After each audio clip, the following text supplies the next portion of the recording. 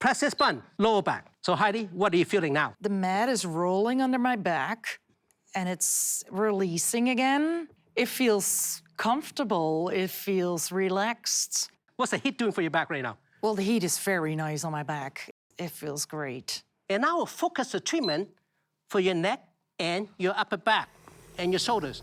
This thing is grabbing my neck, but it feels soft and it feels poof, poof.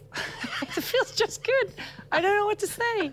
So let me ask you, for anyone with acute or chronic back issues like you had, would you recommend this mat to them?